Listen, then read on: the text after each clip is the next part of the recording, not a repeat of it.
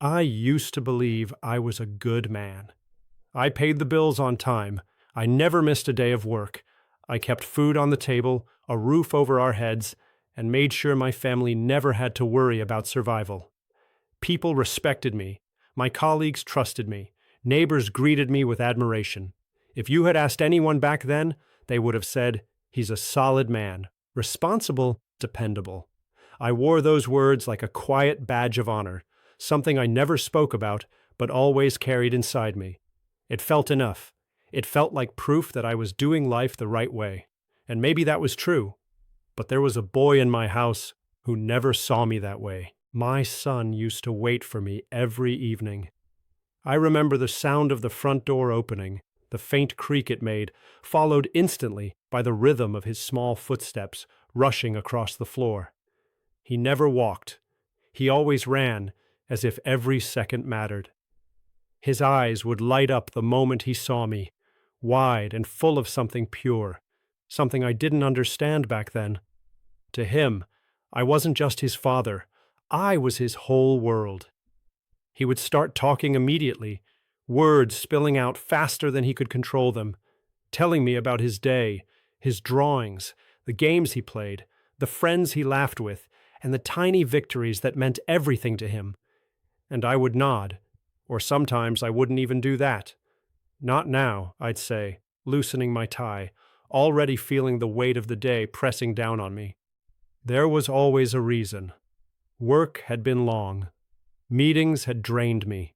Traffic had irritated me. Life, I believed, had taken enough out of me already. I told myself it was justified. I was working hard for him, for us, for a future he would one day thank me for. That's what fathers do, I thought. They sacrifice. They endure. They provide. One day I believed he would understand. One day he would appreciate it. But childhood doesn't wait for one day. It lives in moments, in small seconds that seem unimportant until they're gone. And I kept missing them one after another, without even realizing what I was losing. At first, nothing seemed different. He still came to the door. He still spoke with excitement. But slowly, almost invisibly, things began to change. The running turned into walking. The walking turned into waiting. And eventually, even the waiting stopped. He stopped coming to the door altogether. I didn't notice when it happened. There was no single day I could point to, no clear moment when everything shifted. It wasn't sudden. It never is. It fades quietly, like a light dimming in a room you forgot to look at, until one day you realize it's been dark for a long time. He started keeping things to himself. His stories became shorter, less detailed, less frequent. The excitement in his voice softened, like something inside him was learning to stay quiet. He no longer rushed to share every small piece of his world with me. Eventually, there were no stories at all. And I told myself that was just part of growing up. Kids change, I thought. They become independent. They stop needing you as much. It was natural. It had nothing to do with me. At least that's what I chose to believe. I remember one night more clearly than the rest, though I didn't know at the time why it would stay with me. He must have been around 10. I had just come home, exhausted as always, my mind still tangled in unfinished work and responsibilities that never seemed to end. I barely noticed him approach me until he was standing right in front of me, holding a piece of paper in both hands. It was a drawing. Crude, colorful, imperfect in all the ways a child's effort usually is, but full of something else too. Something honest, something real. It was our house, sketched with uneven lines and bright colors. In front of it were 3 stick figures, a small one in the middle and 2 taller ones on either side. "Look, Dad," he said, his voice carrying that familiar mix of excitement and hope. I glanced at it for barely a second. "That's nice," I replied, my eyes already drifting back to my phone, to messages that felt more urgent, more important, more deserving of my attention. He didn't move. He stood there a little longer, holding the paper, waiting. For what, I don't know. Maybe for me to really look. Maybe for me to ask a question. Maybe for me to notice something, anything, that would show I cared, but I didn't. The silence stretched just long enough to matter. Then, slowly, he lowered the paper. His hands moved carefully, almost as if he didn't want to make any noise. He turned away without saying another word and walked back to his room. I didn't follow him. I didn't call him back. I didn't even think about it. To me, it was just another moment in a long, tiring day. Something small, something forgettable. But to him, I think it was something else entirely. I never saw that drawing again. I don't know if he threw it away, or hid it somewhere, or simply decided it no longer mattered. I never asked. The truth is, I never even remembered it until much later, when it was too late to do anything about it. Back then, I kept living the same way. Waking up early, working long hours, coming home tired, repeating the same routine over and over again. I believed consistency was enough. I believed presence, even a distant one, was still presence. But I was wrong, because while I was building a life for my family, I was slowly losing my place inside it. And the boy who once waited for me at the door was learning, piece by piece, how to live without me. Years passed. He grew taller, quieter, distant in a way I couldn't explain. The boy who once filled every corner of the house with his voice became someone who moved through it almost silently. His presence was still there, but it felt different, like something essential had faded. I would see him at the dinner table, in the hallway, in passing moments that should have meant something, but there was a space between us that I didn't know how to cross. We lived in the same house, ate at the same table, followed the same routines, but something between us had disappeared. It wasn't a loud conflict or a dramatic falling out. It was quieter than that, subtle. Conversations turned into formal exchanges, stripped of warmth and curiosity. "How was school?" I would ask, out of habit more than intention. "Fine," he would reply, without looking up. "Do you need anything?" "No." The words were simple, efficient, and empty. I told myself teenagers are like that. I told myself it wasn't my fault.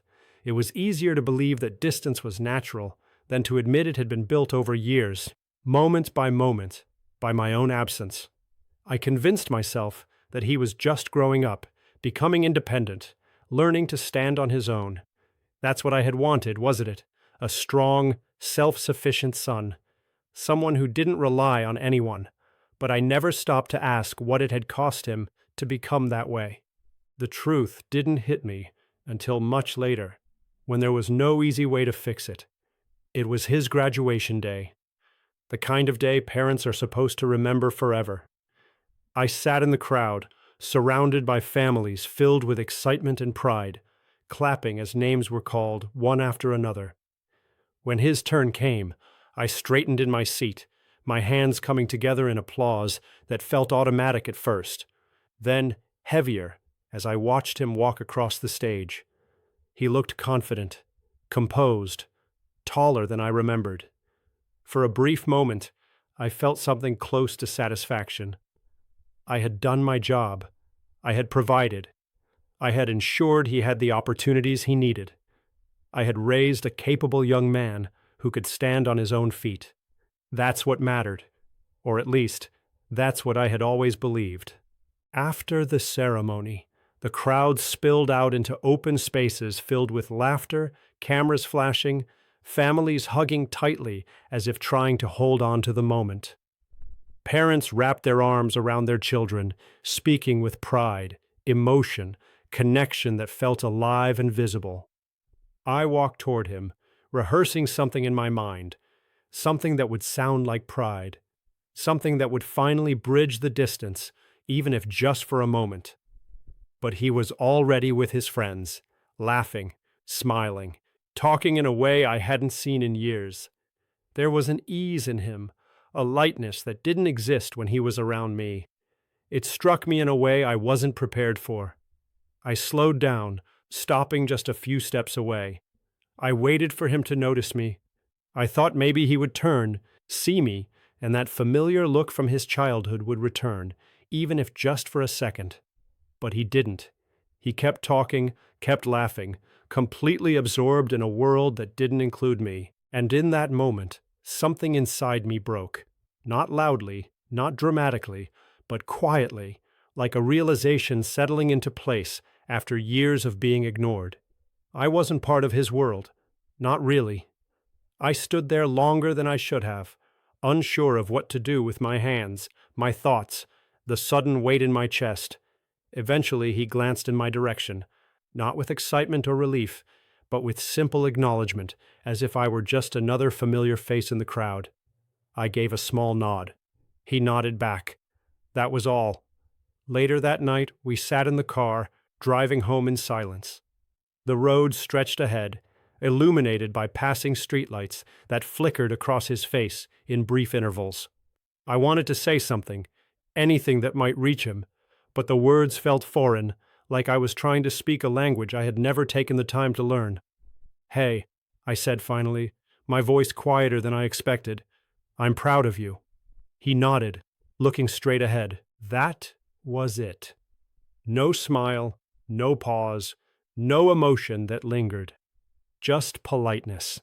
And in that single word, I heard everything that wasn't there. No warmth, no connection, no shared history that meant something to both of us.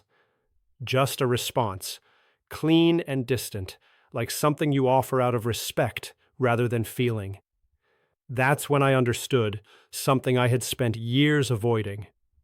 I had been a provider, a responsible man, a dependable figure. I had fulfilled every duty I believed mattered. I had built a life that looked complete from the outside. But I had not been a father. Because being a father isn't about being there physically. It's not measured in bills paid or responsibilities handled. It's about showing up emotionally, consistently, even when it's inconvenient, even when you're tired. It's about listening when the story is small, because to a child, nothing is small. It's about asking questions, paying attention, noticing the details that seem insignificant but mean everything. It's about putting down the phone, the stress, the endless excuses, and choosing them again and again in moments that don't feel important until they're gone. I had given him everything I thought he needed, except myself. And children don't remember what you give them. They don't measure love in material things or sacrifices they never see.